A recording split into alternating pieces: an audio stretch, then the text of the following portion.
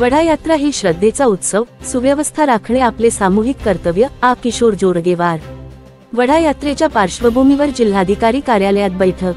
दरवर्षीप्रमाणे यंदाही कार्तिक पौर्णिमेच्या निमित्ताने 5 नोव्हेंबर रोजी विदर्भातील पंढरपूर समजल्या जाणाऱ्या वडा येथे भव्य यात्रेचे आयोजन करण्यात आले आहे.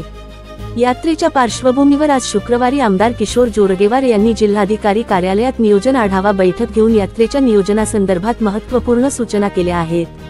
यावेळी प्रभारी जिल्हाधिकारी नितीन व्यवहारे, तहसीलदार विजय पवार, ग्रामपंचायतीच्या उपमुख्य कार्यकारी अधिकारी मीना सांगरुखे, महावितरणचे उपकार्यकारी अभियंता अनिल पेंदूर, अतिरिक्त कार्यकारी अभियंता मनीष कुमार, घुग्घुस नगरपरिषदेचे मुख्याधिकारी निलेश रांजणकर, रॉयल मेंटल कंपनीचे क्षेत्रीय महाप्रबंधक तरुण केशवानी, राज्य परिवहन मंडळाचे ATS गोमासे, ATI नागापुरे, विस्तार अधिकारी मीनाश्री बनसोडे, ग्रामपंचायत अधिकारी रंजना मुडे, बांधकाम विभागाचे सहाय्यक अभियंता सुनील राठोड, धारीवालचे दिनेश गेलेवार, सतीश काकडे यांच्यासह भारतीय जनता पक्षाचे नेते नामदेव डाहुले, प्रकाश देवतळे, वडा सरपंच किशोर वराडकर, माजी सरपंच सुनील निखाडे, महेंद्र वडसकर, छोटा नागपूर उपसरपंच ऋषभ दुपारे, राकेश पिंपळकर आदींची उपस्थिती होती.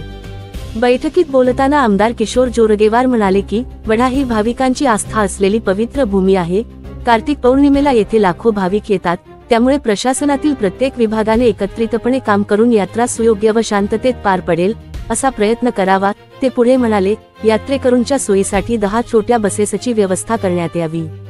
मुख्य मार्गासह वडा येथे जाणाऱ्या सर्व पर्यायी मार्गांची डागडुजी करून त्यांना योग्य बनविण्यात यावे. वाहतूक व्यवस्थेसाठी अतिरिक्त पोलीस बंदोबस्त लावावा आणि सूचना देण्यासाठी ध्वनिक्षेपक यंत्रणा उभारण्यात यावी. परिसरात CCTV कॅमेरे लावावेत. मदत केंद्र सुरू करावे. भक्तांसाठी मुबलक पिण्याच्या पाण्याची व्यवस्था असावी. तसेच पावसाची शक्यता लक्षात घेता पर्यायी व्यवस्था तयार ठेवावी. त्यांनी पुढे सांगितले की नदीघाट परिसरात बॅरिकेडिंग करण्यात यावे. स्वच्छतेसाठी विशेष पथके ठेवावीत. आरोग्य शिबिर लावावे. पार्किंगसाठी स्वतंत्र जागा राखीव ठेवावी. महिलांसाठी तात्पुरत्या स्वरूपाचे स्वतंत्र स्नानगृह तयार करण्यात यावे. प्रत्येक ST आगारातून यात्रेसाठी विशेष बसेस सोडण्यात याव्यात.